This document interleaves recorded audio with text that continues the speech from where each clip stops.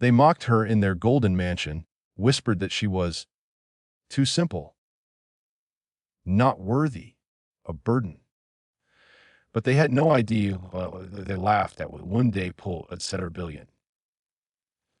On a move that would shatter their entire empire and rewrite her husband's destiny forever. Welcome back to Tales and Turns, where ordinary people face extraordinary moments.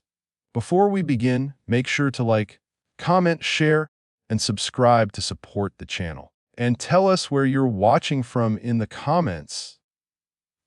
We love seeing our family from all around the world. She had always known they didn't like her, but she never imagined the cruelty would come so openly. When Ion brought Zara to meet his family for the first time, their eyes measured her like she was an inconvenience. His mother forced a smile, his brother smirked, and his sister didn't bother hiding her disdain. Zara stood quietly, holding her small gift bag, unaware that this moment was the beginning of a long storm she would have to endure. After the marriage, things didn't get easier. Zara tried her best, cooking, cleaning, helping, greeting everyone with warmth. But the whispers never stopped. "She doesn't belong here," his sister would say. "She's too simple." His brother sneered. Even Ion's uncle once joked at dinner, "You should have married someone who fits your status." And though Ion defended her, the damage was done. Every word chipped at her heart. She wasn't angry. She was hurt. But hidden beneath that hurt was a strength no one had ever bothered to see. While the family spent their days wrapped in luxury and arrogance, Zara spent her days learning. Unknown to them, she had grown up in poverty and taught herself everything: finance, small business management, market patterns, negotiation. She had no fancy degrees, but she had grit sharper than any university certificate. Late at night, while the rest of the mansion slept, Zara studied on her old laptop, taking free courses, analyzing trends, and quietly building something no one expected, a plan that could someday save or destroy an empire. Then came the storm. Ion's family business, an old real estate empire worth hundreds of millions, began to crumble. Bad decisions, arrogance, and years of mismanagement caught up with them. They ignored the changing market, refused to modernize, and kept spending like their money would never end. One morning, Ion came home pale and shaking. "One might lose everything," he whispered to Zara. And in that moment, instead of fear, Zara felt something else rise inside her: purpose. She sat with Ion, held his hand, and asked him to trust her. He hesitated. How could he bring her into such a complicated mess? But when he looked into her steady eyes, something inside him settled. Zara began studying the company like a surgeon preparing for risky heart surgery. She found the cracks, the outdated strategies, the missing opportunities.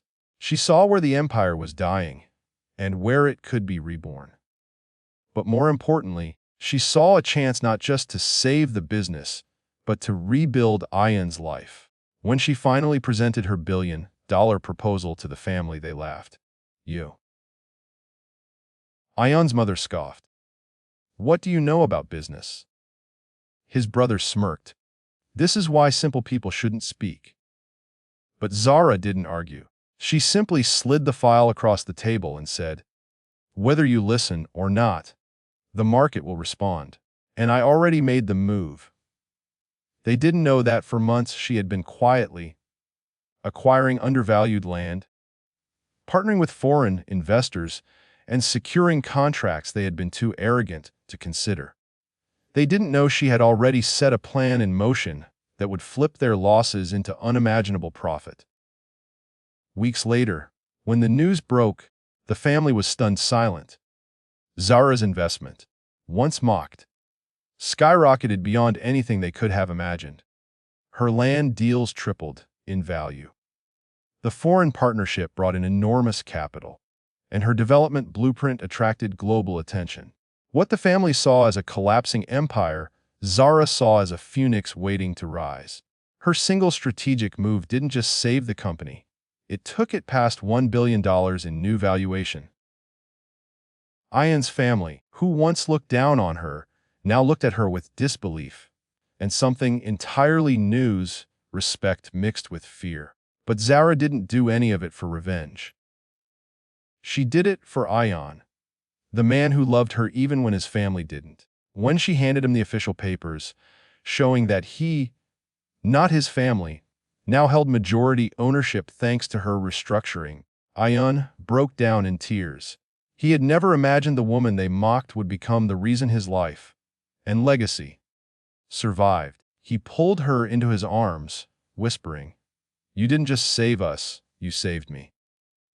And while the family tried to apologize, stutter, and explain their cruelty, Zara simply smiled. She wasn't interested in revenge, only dignity. "I never needed your approval," she said softly. "Only your kindness." The words hit harder than any insult they had ever thrown at her. They had mocked the wrong woman.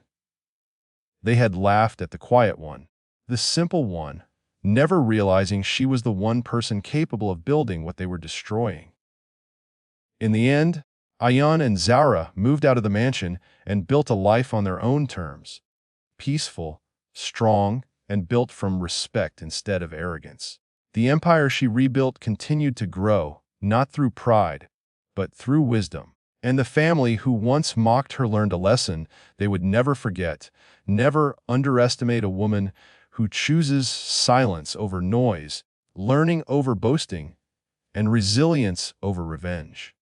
By the time Zara looked back at her journey, she realized something beautiful. She didn't crush their empire. She saved the parts worth saving and built something far greater from the ashes. And in doing so, she didn't just change the family's fate. She changed her husband's life forever.